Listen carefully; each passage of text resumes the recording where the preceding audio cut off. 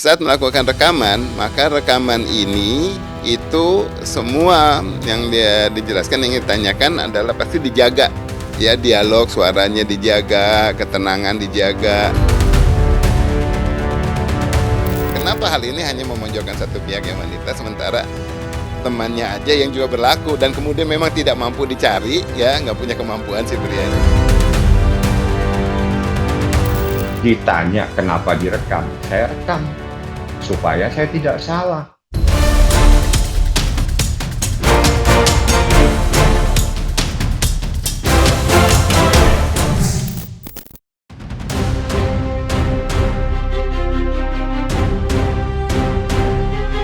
Kisruh perceraian Baim Wong dan Paula Verhoeven sepertinya tidak akan reda dalam waktu dekat ini. Sebaliknya, gesekan yang terjadi di antara keduanya semakin panas saja.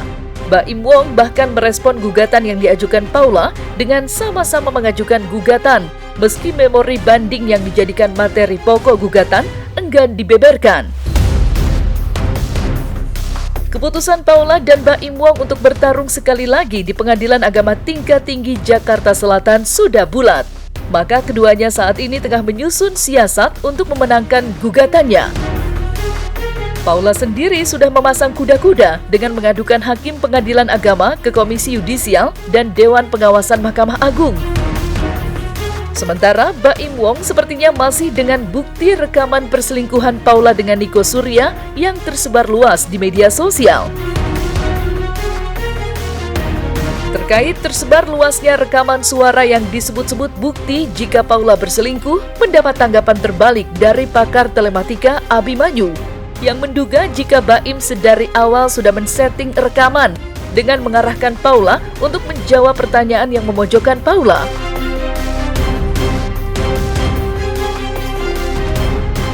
Dengan adanya rekaman ini, berarti ada salah satu pihak yang melakukan rekaman dulu. Kita nggak ngomong sebaran sampai sekarang bahwa ya sampai terjadinya dialog tersebut berarti ada satu pihak yang merekam dulu. Jadi ini bukan rekaman dari pihak ketiga, ya. Ini salah satu pihak. Nah, kalau sudah salah satu pihak, tinggal sekarang yang belum ketahuan adalah suatu konfirmasi dari salah satu pihaknya yang menyatakan bahwa ini kita ngobrol direkam, ya. Nah, kalau itu sudah diutarakan berarti kan memang keduanya sudah memahami bahwa oke lah, lakukan yang sebenar-benarnya, ya, omong yang sebenar-benarnya. Nah, itu nggak ada dialog tersebut, ya. Dan yang ada adalah jadi langsung suatu komunikasi yang hanya ada di tengah-tengah saja, ya, potongan.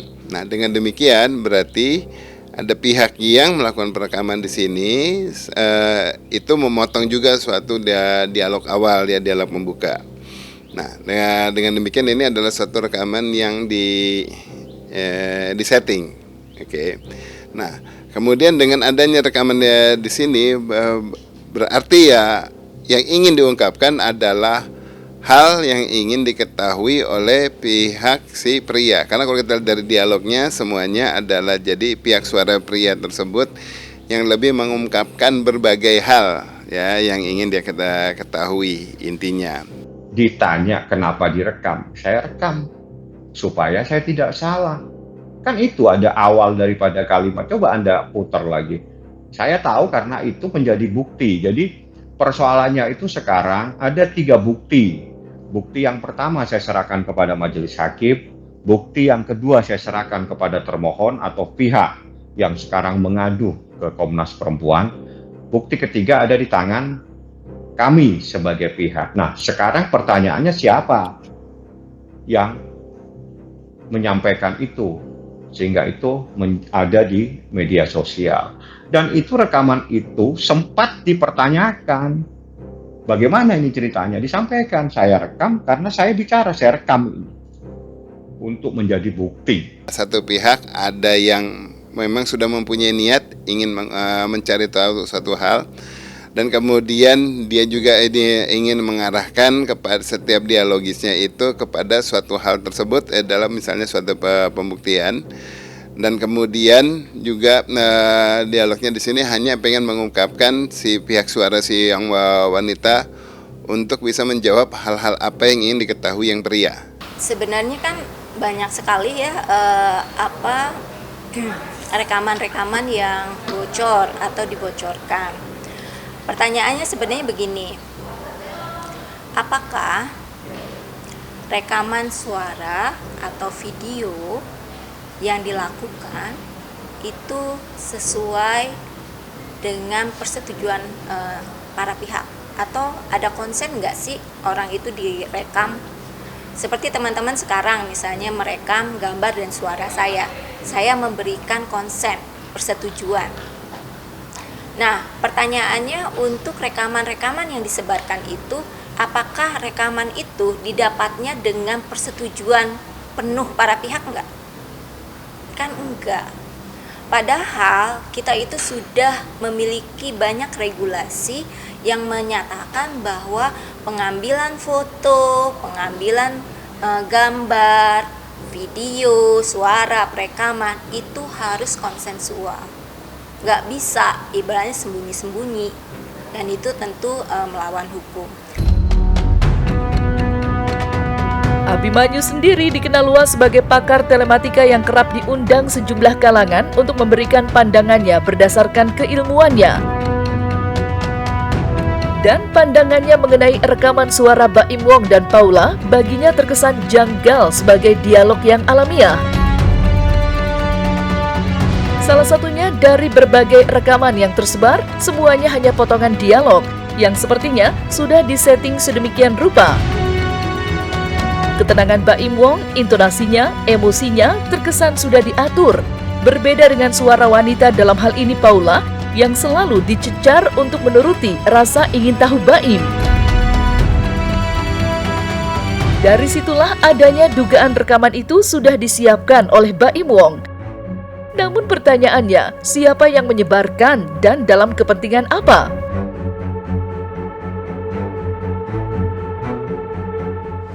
Ini yang saya jadi pertanyaan, kenapa hal ini hanya memojokkan satu pihak yang wanita, sementara temannya aja yang juga berlaku, dan kemudian memang tidak mampu dicari, ya nggak punya kemampuan si pria di sini. Sebetulnya ada nggak punya kemampuan atau dia memang tidak mau.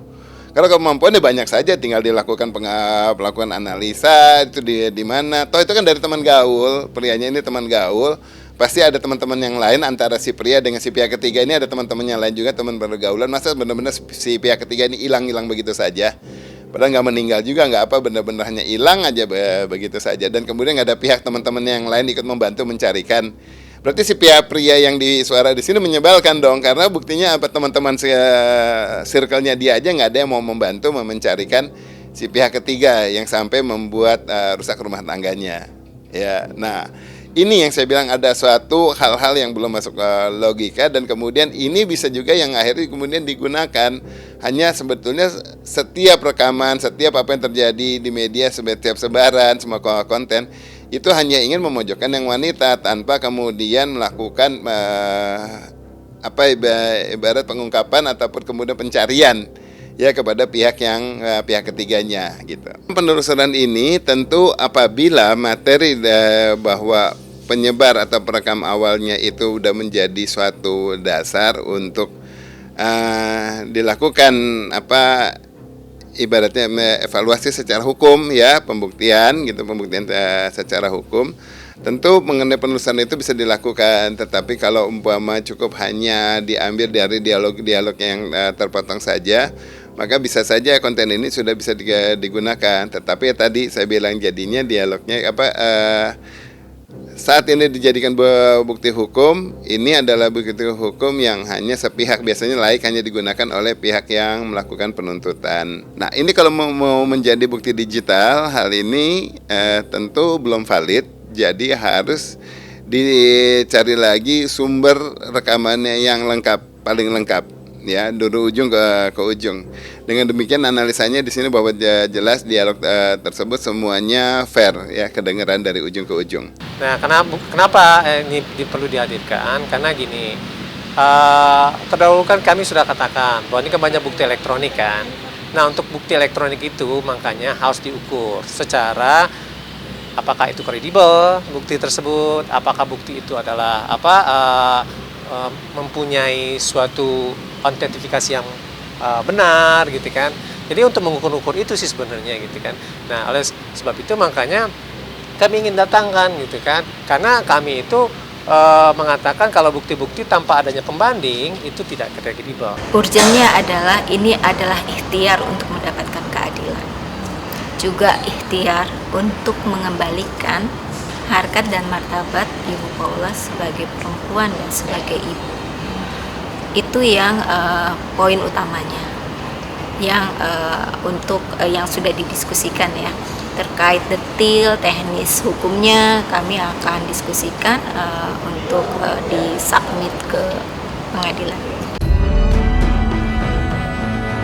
Dilaporkannya Baim Wong ke Komnas Perempuan oleh Paula Verhoeven atas dugaan kekerasan dalam rumah tangga yang meliputi kekerasan fisik, psikis, kekerasan, dan diskriminasi ekonomi bukanlah tuduhan main-main. Terlebih pada saat proses persidangan, saksi ahli dari pihak Paula yang dalam hal ini pakar telematika Abimanyu menduga adanya dugaan kekerasan yang dialami oleh Paula usai menganalisa rekaman video tersebut.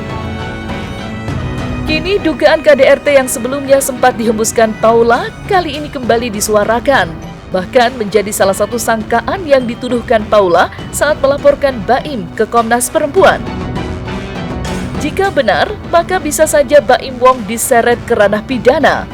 Lantas, seperti apa penjelasan pakar telematika Abimanyu menganalisa dugaan KDRT dalam bukti video yang dimiliki Paula?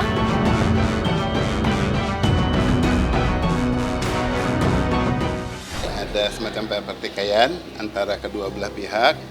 Kemudian ya karena saling silang pendapat atas sesuatu, nanti yang bersangkutan mungkin bisa menjelaskan. Nah, sesuatu tersebut kemudian menjadi pokok pembicaraan yang jadi keras sehingga membuat salah satu pihak sangat marah. Sekarang apakah itu termasuk kriteria KDRT atau bukan? Silakan, itu secara pakar hukum nanti yang menilai. Ya, tetapi kalau dibaca telematika kita ngelihat ada satunya bukti suatu kontak keras.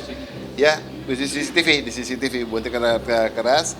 Ya, benturan dan benar-benar memang terkena sampai yang satunya waktu sudah dihajar gitu sampai terpental. Dia sekolahnya keliru karena kalau ahli ITE tidak punya hak untuk menyatakan ada dugaan tindak pidana. Jadi kalau ahlinya di bidang ITE hanya menyatakan itu rekaman benar dan tidak. Yang bisa menyatakan ada kekerasan KDRT itu ahli pidana. Jadi jangan menjadi ahli segala ahli. Kacau nanti kalau ahli segala macam. Jadi ahli itu sesuai dengan bidangnya. Kalau ahli IT nyatakan aja bahwa ini ada rekaman. Yang jadi itu sudah dipertimbangkan oleh majelis hakim bahwa berdasarkan rekaman CCTV, berdasarkan pendapat ahli, tapi tidak bisa dibuktikan adanya visum repertum, tidak juga bisa dibuktikan dengan adanya keterangan dokter bahwa ada kekerasan secara psikis maupun fisik, sehingga majelis hakim menyatakan tidak terbukti ada KDRT. Yang punya hak menyatakan terbukti tidak terbukti berdasarkan bukti persidangan adalah majelis hakim. Ahli hanya menyatakan sesuatu tentang apa sesuai dengan keahliannya. Jangan ahlinya di bidang ITE tiba-tiba menjadi ahli pidana. Kacau nanti.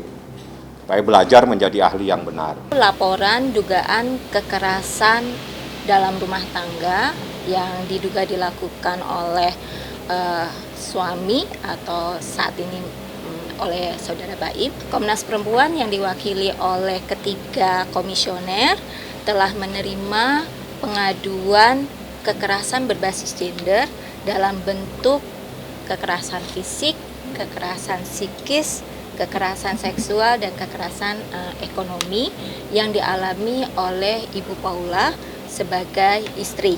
Kami juga sudah menyampaikan bukti berupa CCTV dan keterangan dari ahli digital forensik yang menilai rekaman CCTV yang memperlihatkan kekerasan fisik yang dialami oleh Ibu Paula.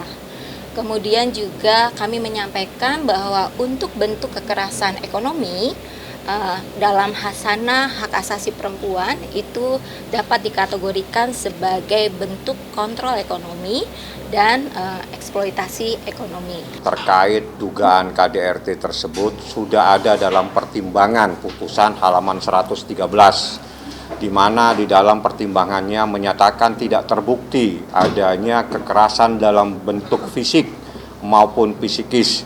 Tidak ada visum dan tidak ada data-data pendukung lainnya. Artinya, menurut pertimbangan majelis hakim pada halaman 113, pure tidak ada kekerasan dalam rumah tangga yang terjadi dalam perkara tersebut.